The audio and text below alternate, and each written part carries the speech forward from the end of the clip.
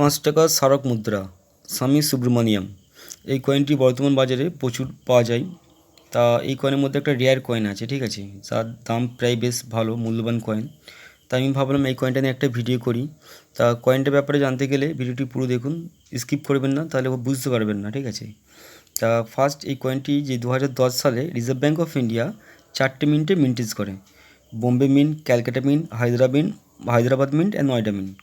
এই মেটাল আছে nickel brass, wait আছে 6 গ্রাম, সাইজ আছে 23 mm, আর শেপ আছে সার্কুলার।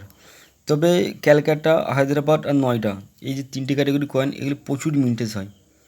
ক্যালকাটা, হায়দ্রাবাদ, নয়ডা এই কয়েনগুলো প্রচুর মিন্টেজ হয়, তাই এগুলো কমন কয়েন, ঠিক আছে, এগুলো কোনো ভ্যালু নেই।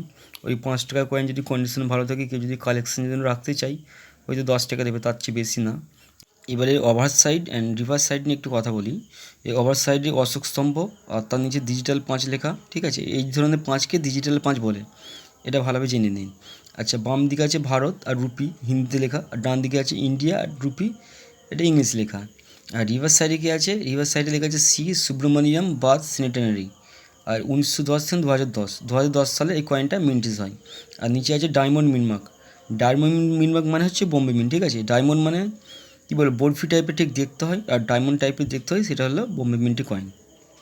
এখন বোম্বে মিন্টি কয়েনটি যে 2 ধরনের কয়েন, একটা হচ্ছে উইদাউট মিনমার্ক, মানে কলকাতা মিন্ট, ঠিক আছে, মানে ভুল করে বোম্বে মিন্টে না মিন্ট করে কলকাতা মিন্টে বহু সংখ্যক কয়েন মিন্ট করে ফেলেছে, সেটা হলো without মিনমার্ক, common coin.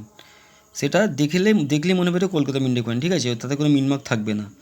R with মিনমার্ক মানে বোম্বে মিন্টে কয়েন, যেখানে ডায়মন্ড মিনমার্ক বা বরফি টাইপের মিনমার্ক থাকবে, সেটা হলো বোম্বে মিন্টে কয়েন। আর বোম্বে মিন্টি কয়েন হলে এটিকে রেয়ার কয়েন মনে করা হয়, আর এই কয়েনের মূল্য ওই 2.5 থেকে 3 হাজার মতো।